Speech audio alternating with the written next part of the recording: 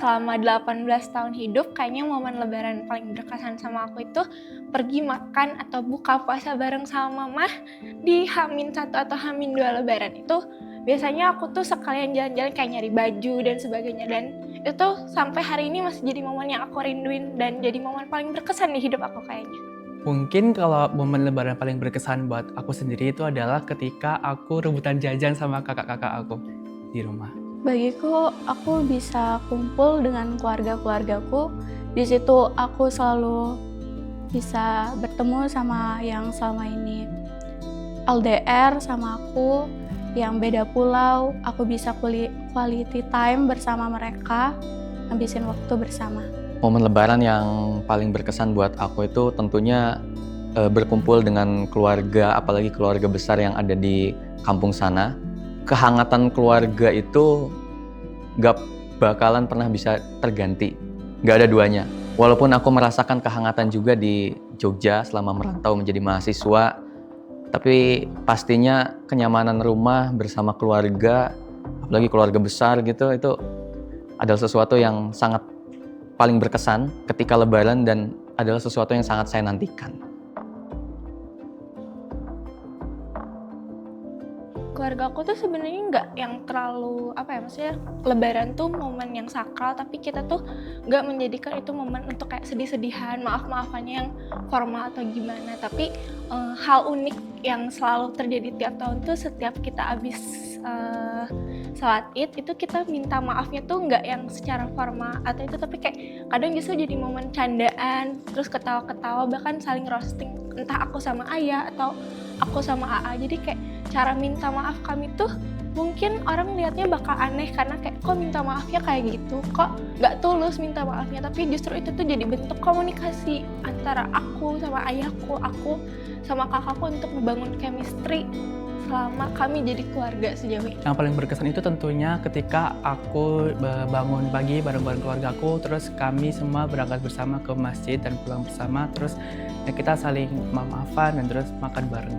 Kami itu selalu ziarah tiap tahun, entah itu lebaran kedua atau ketiga. Kebetulan di tempat ziarah itu bisa menghabiskan waktu 1-2 jam. Setelah ziarah kami bisa sanjo itu kayak berkunjung dengan keluarga-keluarga yang di situ. Juga kami menghabiskan waktu dengan makan bareng bersama mereka. Buat aku yang paling berkesan selama lebaran itu ada tradisi unik di mana kita itu sehari setelah lebaran biasanya bareng-bareng ke sebuah telaga. Kebetulan kan kampung halaman saya itu dekat dengan mata air ya. Jadi kita tuh biasanya barengan sama anak-anak yang lain, sama saudara, sepupu, tante, nenek, itu biasanya kita ke telaga itu buat mandi bareng. Di sana juga banyak yang jualan, dan itu adalah salah satu momen yang cukup berkesan juga gitu, sangat berkesan untuk saya, dan itulah tradisi uniknya sih. Menurutku maafin diri sendiri itu ada hal paling penting, apalagi sebelum kamu mau maafin orang lain. Kenapa aku bilang kayak gitu?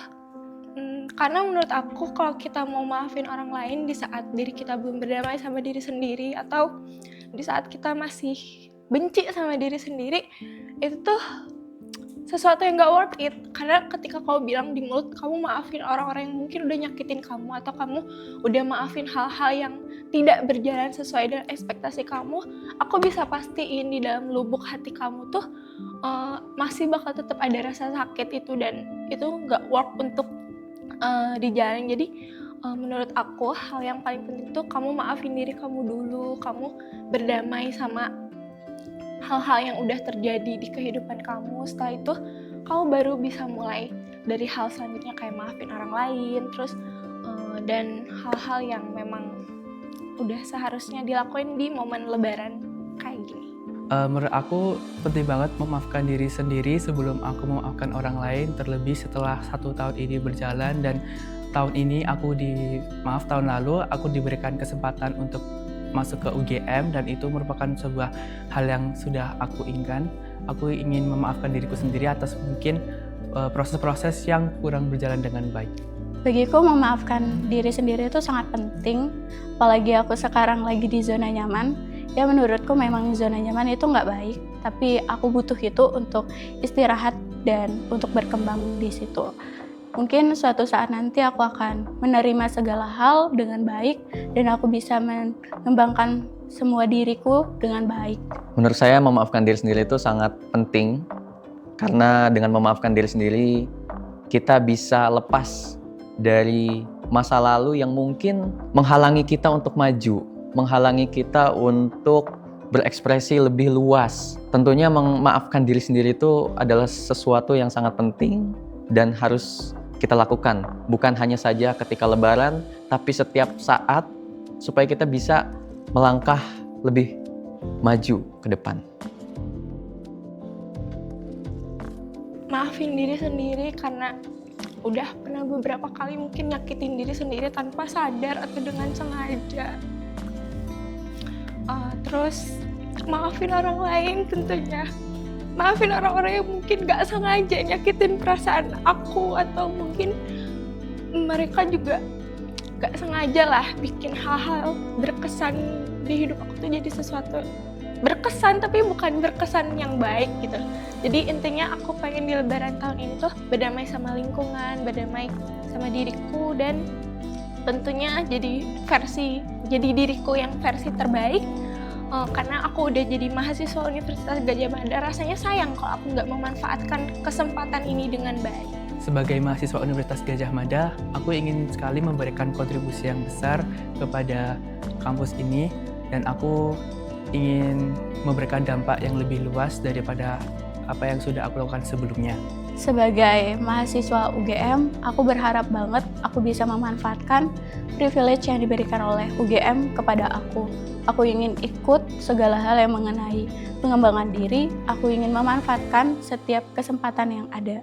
Setelah bulan Ramadan, tentunya tujuan yang sangat ingin saya lakukan, yang pasti tujuan semua anak adalah membanggakan kedua orang tuanya, menjadi anak yang berbakti, lebih berbakti lagi kepada orang tuanya, menjadi manusia yang bermanfaat dan bisa lebih mendekatkan diri kepada Sang Maha Pencipta, terutama melewati ridho orang tua, teman-teman. Yang pertama aku mau ngucapin makasih banyak untuk mama, untuk ayah, untuk AA dan semuanya, karena sejauh ini udah jadi support system terbaik.